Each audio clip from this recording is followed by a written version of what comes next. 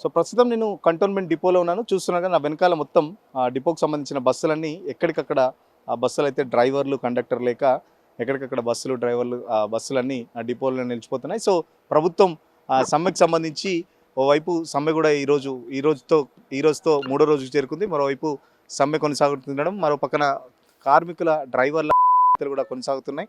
So ఏదైతే సమ్మెకి సంబంధించి కూడా ప్రభుత్వం ప్రత్యామ్నాయ మార్గాలు కూడా ఏర్పాటు చేస్తుంది. ప్రత్యామ్నాయ మార్గాల్లో భాగంగా ఇటు టెంపరరీ డ్రైవర్లను కానీ కండక్టర్లు కానీ నియామకం సంబంధించి కూడా కొన్ని గైడ్లైన్స్ ఇచ్చింది. సో ఇదే అంశంపై మనతో మాట్లాడడానికి కంటోన్మెంట్ డిపో మేనేజర్ ఉన్నారు. సార్ ఎలాంటి గైడ్లైన్స్ ఇచ్చింది ప్రభుత్వం, ఏం చెప్తారు ప్రస్తుతానికి టెంపరరీ డ్రైవర్లకు సంబంధించి కానీ కండక్టర్కి సంబంధించి కానీ ఏంటి ప్రాసెస్ ఏంటి అసలు? సార్ డ్రైవర్కి అయితే ఒరిజినల్ లైసెన్స్ ఉండాలి, heavy licence 18 months.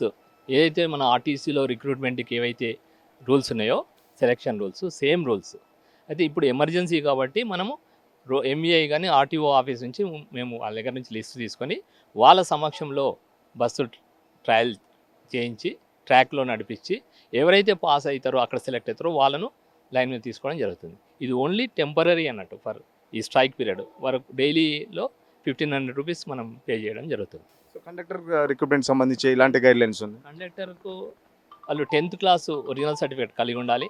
10th class original certificate తీసుకొని దాన్ని కూడా మన 10th రీడ్ అండ్ తెలుగులో రాయడం కానీ చదవడం వచ్చి ఉండాలా. వాళ్ళను 10th సర్టిఫికేట్ తీసుకొని వాళ్ళను పంపించడం జరుగుతుంది. వాళ్ళకి 800 రూపీస్ పర్ 12 hours డ్యూటీకి ఇస్తారు. కండక్టర్ సంబంధించి ఒక్క రోజులో నేర్చుకుంటారా? ఎందుకంటే టిమ్ మిషన్స్ మీద ఒక దగ్గర నుంచి ఇంకో దగ్గర టికెట్ ఇవ్వడం కానీ చాలా కన్ఫ్యూజన్ ఉంటుంది. ఒక్క రోజులో ఇదంతా వస్తుందా మరి వాళ్ళకి? ఇప్పుడు వచ్చిన లేటెస్ట్ టెక్నాలజీ మొబైల్ వాడటం తెలిసి ఉండే చాలు టీమ్ నేర్చుకోవచ్చు, టీమ్ చేయొచ్చు, టీమ్ని ఆపరేట్ చేయొచ్చు. వాళ్ళకి మళ్ళీ ఇక్కడ డిపోలో కూడా మేము ట్రైనింగ్ ఇస్తాం.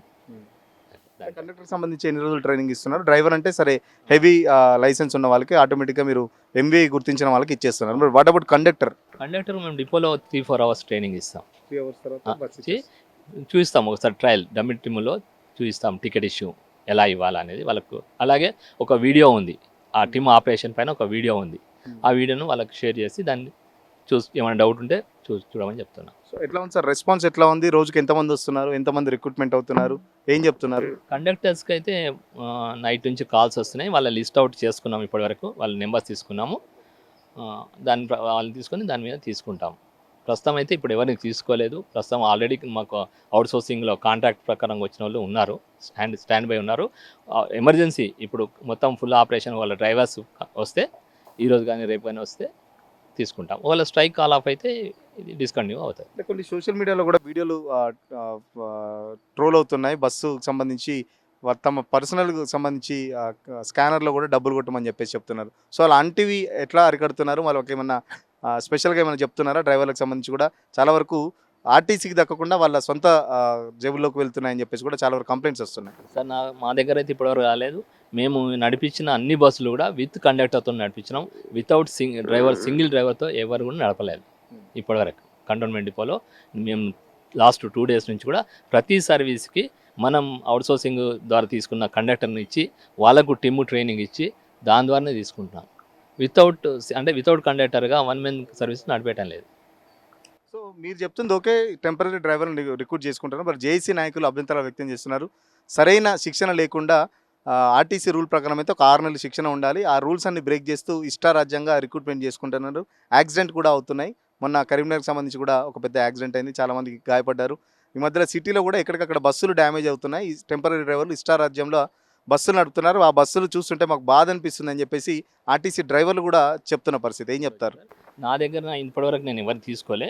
నిన్న ఒక డ్రైవర్ పోయిండు, కానీ ఆ డ్రైవర్ ఎలాంటి డ్యామేజ్ చేయకుండా మంచిగా నడిపించాడు. ఇబ్రాహీంపట్నం రూట్లో పోయి వచ్చాడు, సేఫ్గా తీసుకొచ్చేసాడు వెహికల్. సో పేమెంట్ సంబంధించి ఎట్లా చేస్తున్నారు సార్? సేమ్ డే పేమెంట్ ఉంటుందా వాళ్ళకి? ఇన్కమింగ్ కాగానే వెంబడే 1500 రూపీస్ క్యాష్లో ఇవ్వడం జరుగుతుంది. టెంపరీ టెంపరీ స్ట్రైక్ ఉన్నన్ని రోజులే. స్ట్రైక్ కాల్ ఆఫ్ అయిందనుకో వాళ్ళ లైసెన్స్ రిటర్న్ ఇవ్వడం జరుగుతుంది. డ్రైవర్కి అయితే ఒరిజినల్ లైసెన్స్, కండక్టర్ అయితే 10th సర్టిఫికేట్ వాళ్ళకి ఇవ్వడం జరుగుతుంది. రెండు పెట్టుకొని ఇచ్చేస్తాం. థ్యాంక్ యూ అండి. చూస్తున్నారు కదా, టెంపరీ డ్రైవర్లకు సంబంధించి అయితే హెవీ లైసెన్స్ ఉన్న వాళ్ళకి ఖచ్చితంగా ఏదైతే మోటార్ వెహికల్ ఇన్స్పెక్టర్ చెప్పిన వాళ్ళకి సంబంధించి అక్కడ వాళ్ళకు ఏదైతే ఆర్టీఓ సంబంధించి ఆర్టీ ఆఫీసులలో ఏదైతే వాళ్ళకు ట్రైనింగ్ ఇచ్చిన తర్వాత వాళ్ళకి సంబంధించి వెహికల్ చెకింగ్ చేసిన తర్వాతనే డ్రైవర్లు డిపోకి వస్తున్నారు.